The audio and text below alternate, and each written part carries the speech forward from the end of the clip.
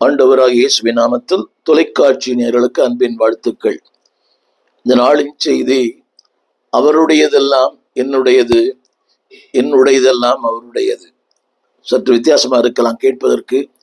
யோவான் சுவிசேஷம் 17ஆம் அதிகாரம் 22ஆம் வசனம். யோவான் 17:22. அதிலே ஒரு வார்த்தை இப்படி எழுதப்பட்டிருக்கிறது. ஆண்டவரே சொன்ன ஒரு வார்த்தை, நீர் எனக்கு தந்த மகிமையை நான் அவர்களுக்கு கொடுத்தேன். இதை பலமுறை வாசித்திருக்கலாம். நீர் எனக்கு தந்த மகிமை. மகிமை என்பது ஆண்டவருக்கு மட்டுமே சொந்தமானது. அவர் மகிமை உள்ளவர், பிரகாசமானவர்.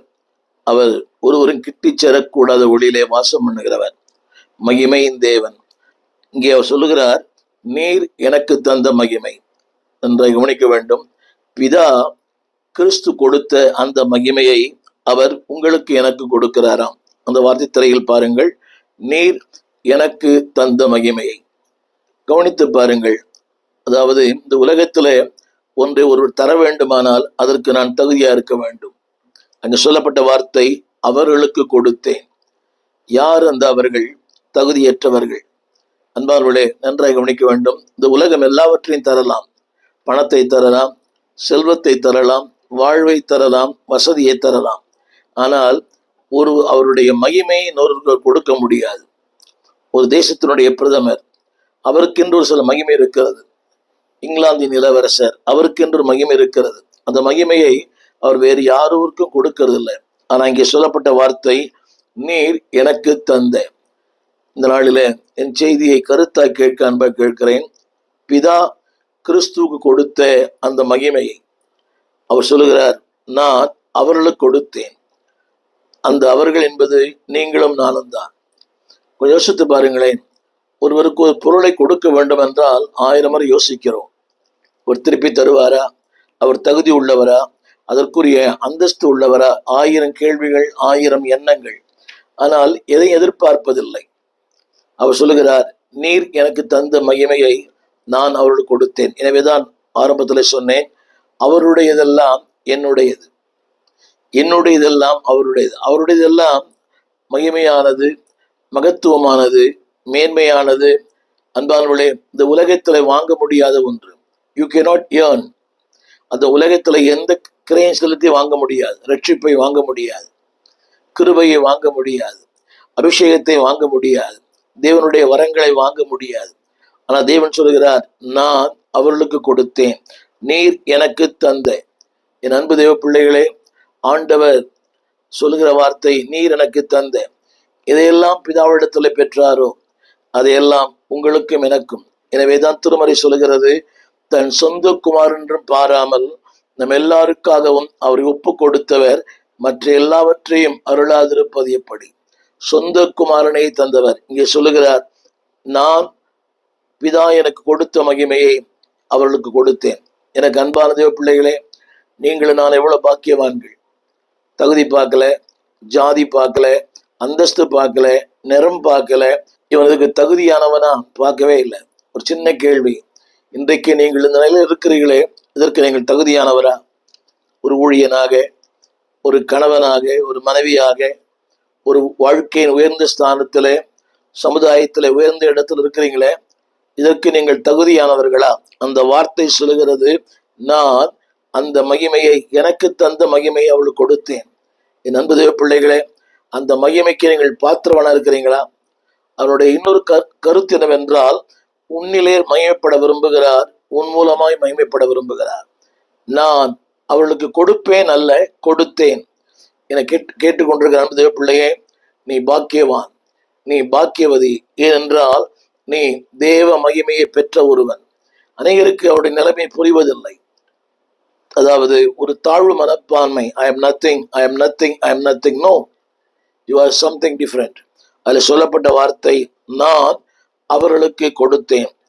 அவருடையது என்னுடையது, என்னுடையது அவருடையது. எபிரேயர் 2:17. அதில் சொல்லப்பட்ட வார்த்தை, அங்கே எழுதப்பட்ட வார்த்தை, ஜனத்தின் பாவங்களை நிவர்த்தி செய்ய. 2 கொரிந்தியர் 5:21. அந்த வார்த்தை சொல்லுகிறது, நாம் அவருக்குள் தேவனுடைய நீதியாயிருக்கும்படி. அடுத்த வார்த்தை, பாவம் அறியாத அவரை பாவமாக்கினார். என் பாவத்தை அவர் ஏற்றுக்கொண்டார், அவர் நீதி எனக்கு தந்தார். கவனிங்கள், முதலாக சொன்னேன், அவர் மகிமை எனக்கு தந்தார். நான் மண்ணான மனிதன். இந்த மண்ணான மனிதனை என்னுடைய சுபாவங்களை அவர் ஏற்றுக்கொண்டார். இந்த மண்ணான மனிதனுடைய வாழ்க்கையினுடைய தாறுமாறு செயல்பாடுகள் அத்தனையும் அவர் ஏற்றுக்கொண்டார். ஆனால் அவர் எனக்கு தந்தது மகிமை. இரண்டாவது குறிப்பு, நான் பாவி. நம் ஒவ்வொருவருமே அன்பானவர்களே, நாம் சந்தர்ப்பத்தால் பாவி அல்ல, பிறப்பாலே பாவி. எனவே தான் பக்தன் சொல்லுகிறான், என் தாய் என்னை பாவத்திலே கர்ப்பம் தரித்தாள், நான் துர்க்குணத்திலே உருவானேன். We born in sin. We are not sinner by circumstances, we are sinner by birth. சூழ்நிலையினால் நாம் பாவி அல்ல, பிறப்பாலேயே பாவி. அந்த வார்த்தை சொல்கிறது. அப்படிப்பட்ட நம்மை அவர் சொல்லுகிறார் எபிரேயர் 2:17, பாவங்களை நிவர்த்தி செய்கிற ஒருவர். அப்படியானால் அன்பு தேவ பிள்ளையே, என்னுடைய பாவங்களை அவர் ஏற்றுக்கொண்டார். அது மட்டுமல்ல, அதில் சொல்லப்பட்டிருக்கிறது, பாவம் அறியாத அவர் பாவமானார். நன்றாக கவனிக்க வேண்டும்.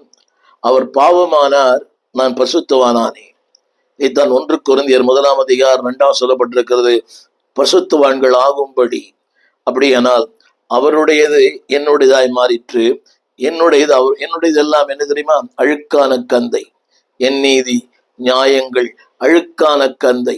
ஆனால் இந்த அழுக்கான என்னுடைய நீதியை அவர் ஏற்றுக்கொண்டு அவர் நீதி எனக்கு தந்தார். எனவேதான் திருமறை சொல்லுகிறது, அன்பானவர்களே, நீதியும் மீட்பும் பரிசுத்தமுமானார். எத்தனை பெரிய ஸ்லாக்கியம்! அவர் நீதி எனக்கு தந்தார், அவர் மேன்மை எனக்கு தந்தார், அவர் மகிமை எனக்கு தந்தார். இரண்டாவது சொல்ல விரும்புகிறேன், நான் பாவி.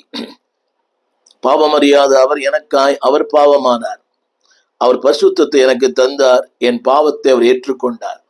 எனவே இதன் ஆரம்பத்தில் சொன்னேன், அவருடையது என்னுடையது, என்னுடையது அவருடையது. அடுத்த வார்த்தை நான் சொல்ல விரும்புகிறேன், யோவான் 15:11. யோவான் 15:11 அந்த வார்த்தை இப்படி சொல்கிறது, என் சந்தோஷம் உங்களில் நிலைத்திருக்கும்படி. கவனிங்கள், அவருடைய சந்தோஷம் வித்தியாசமானது. நம்முடைய சந்தோஷத்தை போல அல்ல. அவர் ஹாப்பினஸ் பேஸ்ட் ஆன் ஹேப்பனிங்ஸ். நம்முடைய சந்தோஷங்கள் சம்பவங்களை ஒட்டி அமைகிறது. ஆனால் கிறிஸ்துவின் சந்தோஷம் சம்பவங்களை ஒட்டி அல்ல. நம்முடைய வாழ்க்கையை பார்க்கிறோமே, ஒரு நாள் சந்தோஷமா இருக்கிறோம், அடுத்த நாள் இல்லை. ஆரம்பத்தில் சொன்னது போல அவர் ஹாப்பினஸ் பேஸ்ட் ஆன் ஹேப்பனிங்ஸ். சந்தர்ப்ப சூழ்நிலைகள் மாறும்போது சந்தோஷம் மாறுகிறது. ஆனால் தேவனுடைய அப்படி அல்ல. அதில் ஒரு வார்த்தை எழுதப்பட்டிருக்கிறது, நிலைத்திருக்கும்படி. அன்பு பிள்ளைகளை, மனித சந்தோஷம் நிலையானதல்ல. உங்களுக்கு தெரியும் நினைக்கிறேன், அனுபவிச்சிருப்பீங்க. ஒரு நிமிஷம் நல்லா இருக்கிறோம், அடுத்த நிமிஷம் ஏதோ ஒரு காரியங்கள் நம்மை நிலைக்குலைய வைக்கிறது. ஜெபிக்க முடியவில்லை, வேதம் வாசிக்க முடியவில்லை, துதிக்க முடியவில்லை, ஏதோ ஒரு வார்த்தை. ஆனால் தேவன் சொல்கிறார், என் சந்தோஷம் நிலையானதல்ல, ஆனால் அவர் சந்தோஷம் நிலையானது. அந்த வார்த்தை சொல்கிறது, என் சந்தோஷம் உங்களில் நிலைத்திருக்கும்படி. அப்படியானால் நிலையற்ற என் சந்தோஷத்தை அவர் ஏற்றுக்கொண்டார், நிலையான சந்தோஷத்தை எனக்கு தந்தார். எனவே நான் ஆரம்பத்தில் சொன்னேன், அவருடையது என்னுடையதாய் மாறிற்று, என்னுடையது அவருடையதாய் மாறிற்று. என் வாழ்க்கை நிலையற்ற சந்தோஷம் ஒரு காணல் நீர் போல, நீர்க்குமிழி போல, கொஞ்ச நேரம் இருந்து பறந்து போகிற புகையை போல, புல்லை போல இருக்கிற என்னுடைய வாழ்க்கையில தேவன் சொல்லுகிறார், அதாவது நிலைத்திருக்கிற சந்தோஷத்தை உனக்கு தருகிறேன். என்னை கேட்டுக்கொண்டிருக்க அன்புதே பிள்ளையே, நம்முடைய சந்தோஷம் நிலையானதல்ல. எவ்வளவு பேரை பார்க்கிறோமே, மிகப்பெரிய பிரபலங்கள், மிகப்பெரிய தொழில் அதிபர்களை பார்க்கிறோம். வாழ்க்கையில ஏதோ ஒரு நாளையிலே அவர்கள் ஒன்றும் இல்லாமல் போகிறார்கள். ஏதோ சந்தர்ப்பம். சமீபத்தில் கூட ஒரு வீராங்கனை ஒலிம்பிக்ல அவர் சொன்ன ஒரு வார்த்தை, இனி என் வாழ்க்கையே இல்லை, நான் இந்த ஓட்டப்பந்தயத்திலிருந்து, என்னுடைய இந்த காரியத்திலிருந்து நான் விலகி விடுகிறேன். யோசித்து பாருங்கள், எனக்கு வாழ்வே இல்லை. என்னை கேட்டுக்கொண்டிருக்கிற அன்பு பிள்ளையே, நாம் சந்தோஷம் நிலையானது அல்ல, பணம் நிலையானதல்ல, வசதி நிலையானதல்ல, வாழ்வு நிலையானதல்ல. ஆனால் அவர் சொல்லுகிறார், நிலையான ஒரு சந்தோஷத்தை உனக்கு தருகிறேன். அவர் சொல்லுகிற வார்த்தை, நிலையான சந்தோஷத்தை உனக்கு தருகிறேன். முதலாவது சொன்னேன், அவருடைய மகிமை எனக்கு தந்தார். என்னுடைய மண்ணான வாழ்க்கையை எடுத்துக்கொண்டார். மகிமையற்ற எனக்கு மகிமை தந்தார். க்ளோரி. என் வாழ்க்கையிலே நான் மகிமையற்றவன், நிலையற்றவன். அவர் எனக்கு மகிமை தந்தார். இரண்டாவது, பாவமே இல்லாதவர். என்னுடைய பாவத்தை அவர் ஏற்றுக்கொண்டார். அவர் பரிசுத்தத்தை எனக்கு தந்தார். மூன்றாவது, நீதியற்ற ஒரு வாழ்க்கை. வேதம் சொல்கிறது அவரே நீதியானார். என் அநீதியை அவர் ஏற்றுக்கொண்டார். அவர் நீதி எனக்கு தந்தார். என் அசுத்தத்தை அவர் ஏற்றுக்கொண்டார். அவர் பரிசுத்தத்தை எனக்கு தந்தார். என் பாவத்தை அவர் ஏற்றுக்கொண்டார். என்னை பரிசுத்தவான் ஆக்கினார். எனவேதான் அந்த வார்த்தை இப்படி சொல்லப்பட்டிருக்கிறது, பாவம் அறியாத அவர் உனக்காய் பாவமானார்.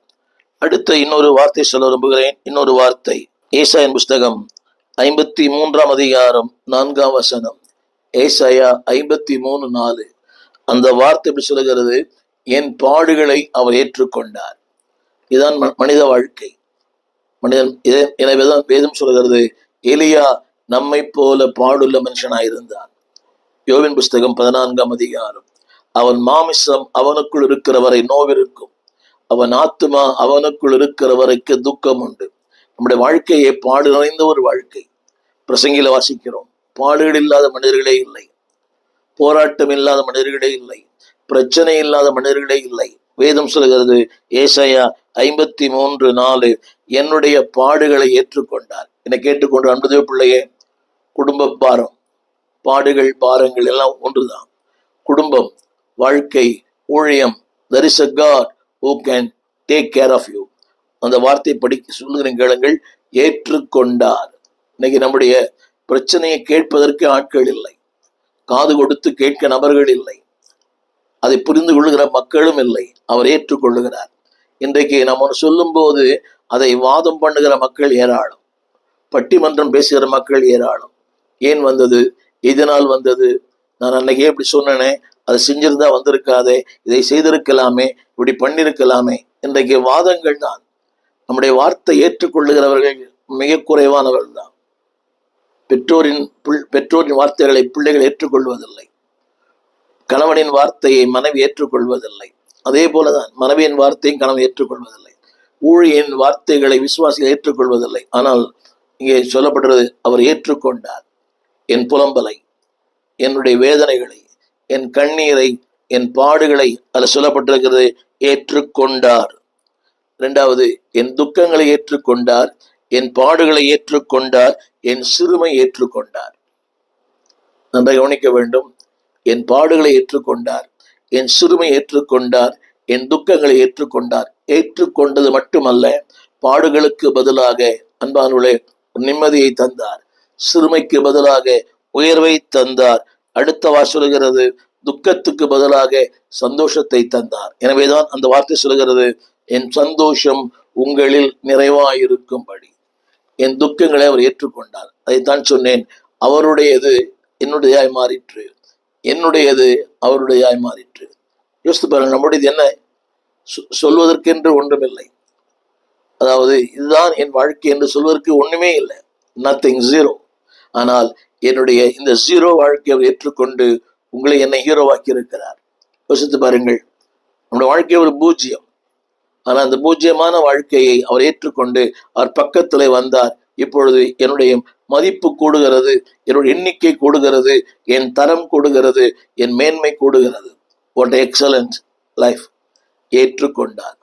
என் துக்கங்களை, என் பாடுகளை, என் சிறுமை. இது ரொம்ப கடினம்.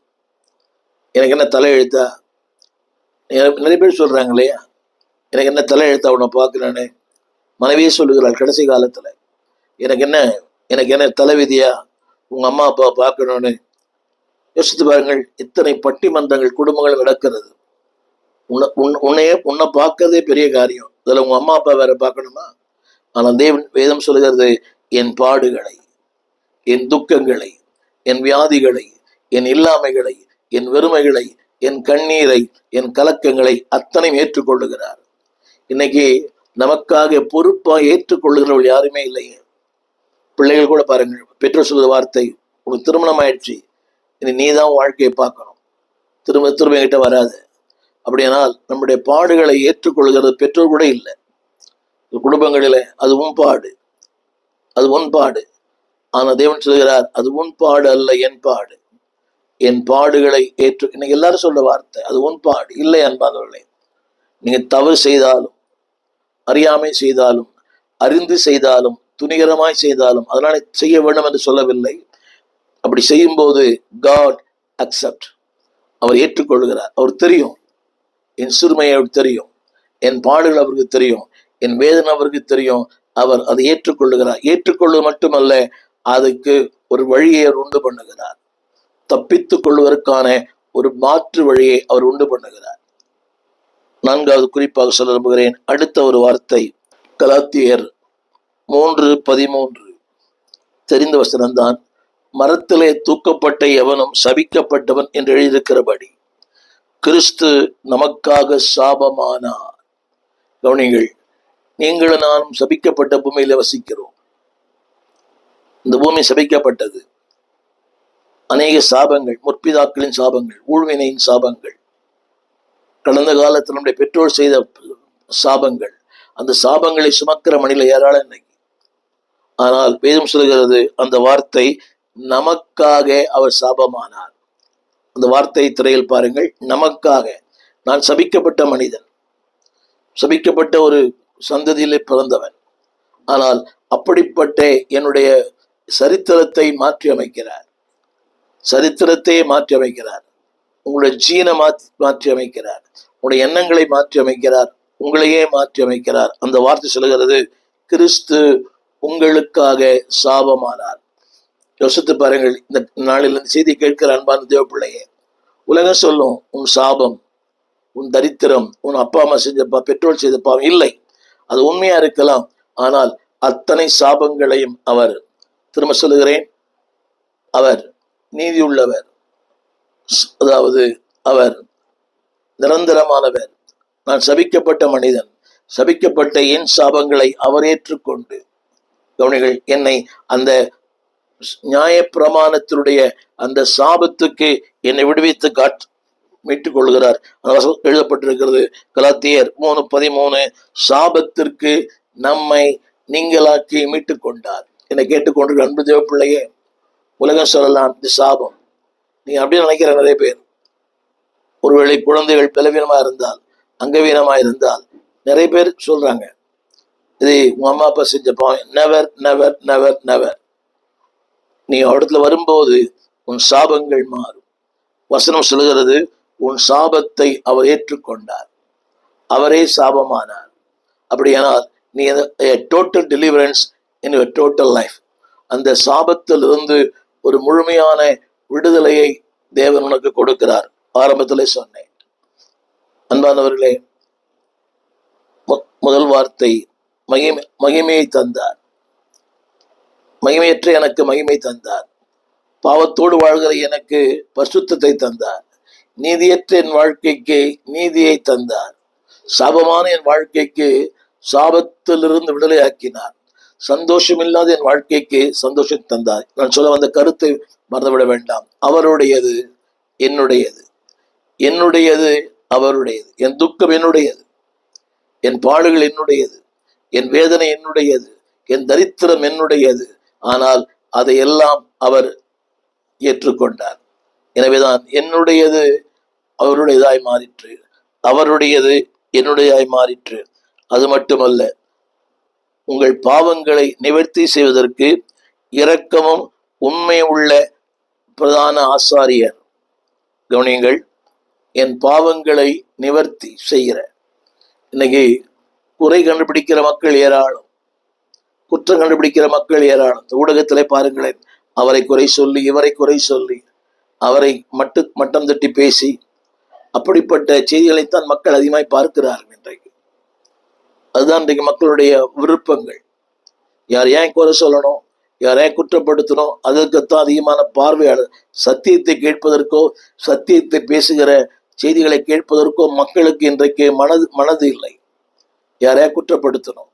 வேதம் சொல்லுகிறது அன்பானவர்களே, வேதம் அந்த வசனம் சொல்லப்பட்டிருக்கிறது, அவர் அவைகளை நிவர்த்தி செய்கிற கர்த்தரா. நம்ம குற்றங்களை பெரிதுபடுத்துகிறோம், அவர் குற்றம் நிவர்த்தி செய்கிறார். பாடுகளை பெரிதுபடுத்துகிறோம், பாடுகளை நிவர்த்தி செய்கிறார். என்னை கேட்டுக்கொண்டிருக்கிற அன்பு தேவ பிள்ளையே, அடுத்த ஒரு வார்த்தை, நம்பிக்கையற்ற எனக்கு ஒரு நம்பிக்கை தருகிறார். நாம் போய் நம்பிக்கையற்றவர்கள். திருமறை சொல்லுகிறது, அன்பான தேவ பிள்ளைகளே, நாம் நம்பிக்கை இல்லாதவர்கள், நம்பிக்கையற்றவர்கள். ஆனால் திருமறை சொல்லுகிறது, நம்பிக்கையற்ற உங்களுக்கு, அந்த வசனம் சொல்லப்பட்டது 1 தெசலோனியர் 5:10. நம்பிக்கையற்ற உங்களுக்கு ஒரு நம்பிக்கை தெரியுமா? நீங்கள் ஏகமாய் பிழைத்திருப்பீர்கள்.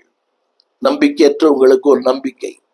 இதனால என் செய்தியை கேட்டுக்கொண்டிருக்கிற அன்பான தேவ பிள்ளையே, அவருடையது உன்னுடையது, அவருடைய எல்லாம் உன்னுடையது. ஆனால் உன்னுடையது எல்லாம் அவருடையது. யோசித்து பாருங்கள். ஆனால் அவர் எல்லாம் தருவதற்கு ஒரு நோக்கம் இருக்கிறது. ஆரம்பத்திலே சொன்னேன், அன்பானவர்களே, மகிமையை தந்தார், ஒரு நோக்கம். நீ மகிமையாய் வாழ, அவரை மகிமைப்படுத்த, உன்னிலே அவர் மகிமைப்பட. இரண்டாவது, அவர் சொன்னார், உன்னுடைய சந்தோஷம் நிலைத்திருக்க. அந்த சந்தோஷத்திற்கு காரணமே கர்த்தர் தான், பணம் அல்ல. அப்படியானால் சந்தோஷம் இல்லாத கோடிக்கணக்கான மக்களுக்கு நீ அதாவது நற்செய்தியின் மூலமாக சந்தோஷம் கொடுக்க. ஜாய், அதுதான் கிறிஸ்து ஜீசஸ் ஓவர் யூ. அவர் கொடுக்கிற சந்தோஷத்தை மக்களுக்கு அறிவிக்க. கோடிக்கணக்கான மக்கள் இன்னைக்கு நம்பிக்கையற்றவர்களாக இருக்கிறார்கள். சந்தோஷம் இல்லை. எல்லாம் இருக்கிறது, பணம், வசதி, வாய்ப்பு, வாகனங்கள் எல்லாம் இருக்கிறது, நிறைய சந்தோஷம் இல்லை. தேவன் சொல்லுகிறார், உன் சந்தோஷம் நிறைவா இருக்கும்படி. அப்படியானால் அவர் தருகிற சந்தோஷம் நிறைவானது. மூன்றாவது சொல்ல விரும்புகிறேன், நம்பிக்கையற்ற ஒரு வாழ்க்கை நம்பிக்கையை தருகிறார். கொலோசியர் 3:4, நீங்களும் மகிமையிலே அவரோடு வெளிப்படுவீர்கள். இன்னைக்கு மனித வாழ்க்கைக்கு ஒரு பெரிய கேள்விக்குறி. செத்த பின் பிழைப்பானா? இதுக்கு யாரும் பதில் சொல்ல முடியல. வீடு வரை உறவு, வீதி வரை மனைவி, காடு வரை பிள்ளை, கடைசி வரை யாரோ. ஆனால் திருமறை சொல்லுகிறது, கொலோசியர் 3:4, நீங்கள் மகிமையிலே அவரோடு வெளிப்படுவீர்கள். எத்தனை பெரிய பாக்கியம்! மகிமையிலே நீங்களும் அவரோடு கூட மகிமையில வெளிப்படுவீர்கள். அந்த மகிமையின் கருத்து அவரோடு கூட மகிமையில. எத்தனை பெரிய ஸ்லாக்கியம், எத்தனை பெரிய பாக்கியம், எத்தனை பெரிய உயர்வு! அன்பு பிள்ளையே, நான் தகுதியற்றவன், என்னை தகுதியாக்கினார். நீதி இல்லாதவன் நீதியாக்கினார். பசுத்தம் இல்லாதவன் பசுத்தமாக்கினார். அற்பமான வாழ்க்கை, அற்புதமான வாழ்க்கையை மாற்றினார். ஒரு முடிவான வாழ்க்கை, ஆனால் ஒரு முடிவில்லாத வாழ்க்கைக்கு என்னை சொந்தக்காரனாய் மாற்றினார். அவருடையதெல்லாம் என்னுடையது. முடிவாக என்னை நம்பி அவர் தந்த பொறுப்பற்ற எனக்கு ஒரு பொறுப்பை தந்தார். இந்த நற்செய்தியை என் கரத்தலை கொடுத்தார். என்னை கேட்டுக்கொண்டு அன்பு தேவ பிள்ளையே, அவருடையதெல்லாம் உன்னுடையது. மேன்மையானது, மகிமையானது, அது விலை கொடுத்து வாங்க முடியாத ஒன்று. உன்னுடையதெல்லாம் அவருடையதாய் மாறிற்று. உன் ஏழ்மை அவராய் மாற்றார். உன்னை செல்வந்தனாய், உன் வியாதி அவர் ஏற்றுக்கொண்டார். உன்னை சுகமுள்ளவனாய், உன்னுடைய துக்கங்கள் அவர் ஏற்றுக்கொண்டார். எனவே இந்த நாளிலே என்னுடைய கருத்து என்னவென்றால், நான் அவர்களுக்கு கொடுத்தேன். ஒரு சின்ன கேள்வி, தேவன் தந்த ஒன்றை எப்படி பயன்படுத்துறீங்க? அவர் தந்த மகிமை, அவர் தந்த சந்தோஷம், அவர் தந்த நீதி, அவர் தந்த பரிசுத்தம், அதில் ஜீவன் இருக்கிறதா? மக்கள் எழுதப்பட்டிருக்கிறது, நான் அவரோடு செய்த உடன்படிக்கை ஜீவனும் சமாதானமாய் இருந்தது. தேவன் தந்தார், என்னை நம்பி அவர் தந்தார், அவர் மகிமை தந்தார், அவர் சந்தோஷத்தை தந்தார், அவர் நீதியை தந்தார், அவருடைய மகத்துவங்களை தந்தார், அவருடைய மேன்மைகளை தந்தார், மாட்சிமைகளை தந்தார். ஒரு சின்ன கேள்வி, அது மட்டுமல்ல, அவரோடு கூட மகிமையிலே என்னை நிலைநிறுத்த விரும்புகிறார். அற்ப பாவங்கள், அற்ப சந்தோஷம், அனித்திய சந்தோஷம் வேண்டாம், பெருமை வேண்டாம், ஆடம்பரம் வேண்டாம், அட்டகாசங்கள் வேண்டாம். உங்களை குறித்து மேன்மை என்ன வேண்டிய அவசியமே இல்லை. ஏன் தெரியுமா? இன்னைக்கு நீங்கள் யாரா இருக்கிறீர்களோ அது அவரால் வந்தது. நீங்க யாரா இருக்கிறீங்களோ அது அந்த உயர்வு அவரால். உங்களுடைய தாழ்மையை சிறுமை ஏற்றுக்கொண்டார், உயர்வை தந்தார். உன்னுடைய இல்லாமை ஏற்றுக்கொண்டார், உன்னை இருக்கிறவனாய் மாற்றினார். உன் தரித்திரத்தை அவர் ஏற்றுக்கொண்டார், உன்னை மாற்றினார். ஒன்றுமில்லாத உன்னை அதை அவர் ஏற்றுக்கொண்டார். ஏதோ ஒன்று அவங்களை மாற்றி இருக்கிறார். எனவே உண்மையோடு வாழ்வோம், உத்தமத்தோடு வாழ்வோம், நீதியோடு வாழ்வோம். அவர் தந்தாரே, என்னை நம்பி அவர் தந்த மகிமை, என்னை நம்பி அவர் தந்த பரிசுத்தம், என்னை நம்பி அவர் தந்த வாழ்க்கைக்கு உண்மையாயிருப்போம், உத்தமமாயிருப்போம். அநேகருக்கு ஒரு நம்பிக்கை கொடுக்கிற நட்சத்திரங்களாய் மாறுவோம். உங்களுக்காக ஜெபிக்க விரும்புகிறேன். ஜெபிப்போம். வானத்தையும் பூமியும் படைத்த நல்ல ஆண்டவரே, தர்மியான வேலைக்காய் நன்றியோடு துதிக்கிறோம். உம்முடைய இதெல்லாம் எங்களுடையது, எங்களுடைய இதெல்லாம் உம்முடையதாய் மாறிற்றே. ஆம் தகப்பனே, எங்கிட்ட ஒண்ணுமே இல்லை, எல்லாம் குப்பை, அசுத்தம், கந்தைகள், சொல்வதற்கென்று ஒன்றுமே இல்லை. ஆனால் எங்களுடையதெல்லாம் நீ ஏற்றுக்கொண்டீர். உம்மிடத்துல எல்லாம் உண்டு. மகிமை உண்டு, ஞானம் உண்டு, நீதி உண்டு, மீட்பு உண்டு, மகத்துவங்கள் உண்டு, எல்லாம் உண்டு. அதை எங்களுக்கு தந்தீரே, கோடி நன்றி. இதை கடைசி வரை நாங்கள் சிந்திக்க, தியானிக்க, நம்பிக்கையற்ற வாழ்க்கைக்கு நம்பிக்கை கொடுத்தீரே. நீங்களும் மகிமையில் அவரோடு வெளிப்படுவீர்கள். எத்தனை பெரிய நம்பிக்கை! நீங்க எவ்வளவு பேருக்கு நம்பிக்கை இல்லை ஆண்டவரே. கோடிக்கணக்கான மக்களுக்கு they don't know the future. எனக்கு எதிர்காலத்தை குறித்த ஒரு ஆண்டவரே சரியான தெளிவை கொடுத்திருக்கிறீரே, நன்றி அப்பா. கோடிக்கணக்கான மக்களுக்கு அந்த நம்பிக்கையின் செய்தி அறிவிக்க என்னை பயன்படுத்தும், எங்களையும் பயன்படுத்தும். நீ தந்த ஒன்றை கடைசி வரை காத்துக்கொள்ள தேவரே இரக்கம் செய்ய வேணும் என்று வேண்டுகிறோம். உம்முடைய இரக்கத்தின் கரத்திலே தாழ்த்தி அர்ப்பணிக்கிறோம். உம் நாமம் மையப்படட்டும். இயேசுவின் நாமத்தில் நல்ல பிதாவே, ஆமென். அன்பான தேவ பிள்ளைகளே, அவருடையது மேன்மையானது, மகிமையானது. ஆனால் அதையே உங்களுக்கு தருகிறார். என்னுடையதெல்லாம் மோசமானது, அற்பமானது, கேவலமானது. அதை ஏற்றுக்கொண்டார். எனவே அவர் தந்த ஒன்றை அவர் வரும் வரை பாதுகாத்துக் கொள்ளுங்கள், பயன்படுத்துங்கள், அநேகருக்கு ஆசீர்வாதமா இருங்கள். எதை தந்தாரோ அதை மற்றவங்களுக்கு தாங்க. கிருபை கொடுத்திருந்தா கிருபையை தாங்க. உங்களுக்கு ஒரு திறமை இருக்கலாம், அந்த திறமை அடுத்தவங்களுக்கு சொல்லிக் கொடுங்க. What all the potential we have, உங்களுக்கு என்ன திறமையெல்லாம் தேவன் தந்தாரோ அதெல்லாம் வந்து சொல்லி. ஒருவேளை பாடுகிற திறமை, ட்ரெயின் சம்படி. பேசும் திறமை, ட்ரெயின் சம் ஒன். ஒரு technical mind, train someone. தேவனை ஆஸ்வதிப்பார். ஆமென். உனக்கு எதிரான ஆயுதங்கள் வாய்க்காதே மகனே, உனக்கு எதிரான ஆயுதங்கள் வாய்க்காதே மகளே.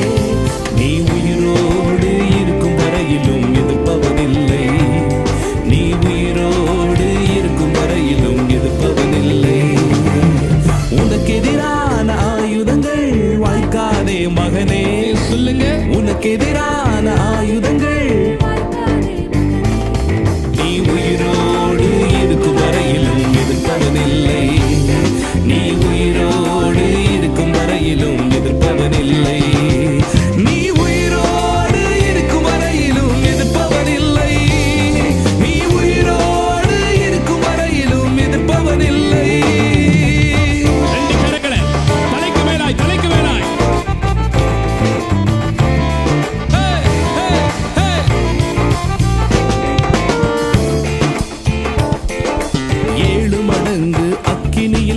சேதமில்லாமல் காத்திடுவார்.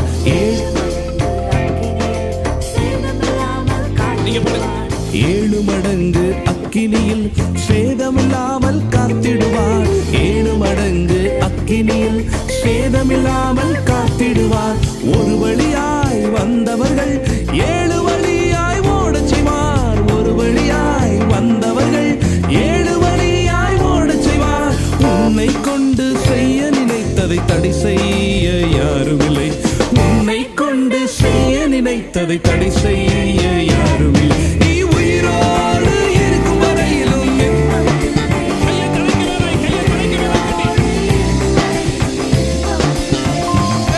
நீ உயிரோடு இருக்கும் வரையிலும் எதிர்ப்பவனில்லை, நீ உயிரோடு இருக்கும் வரையிலும் எதிர்ப்பவனில்லை.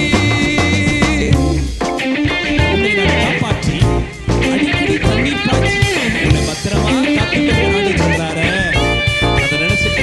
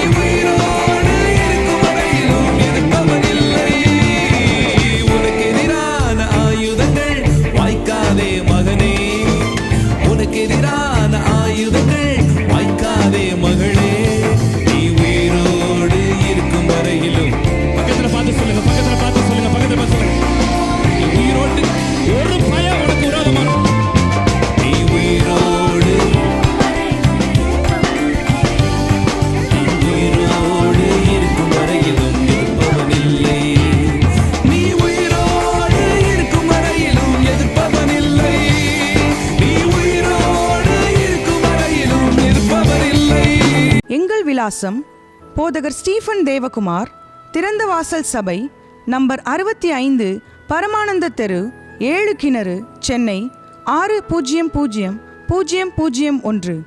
தொடர்புக்கு 9841839287. மேலும் 0444183330. எங்கள் மின்னஞ்சல் stephen.opendoor@gmail.com. எங்கள் தேவ செய்திகளை யூடியூப் சேனலில் பார்த்து பயனடையுங்கள். தேவன் உங்களை ஆசீர்வதிப்பாராக.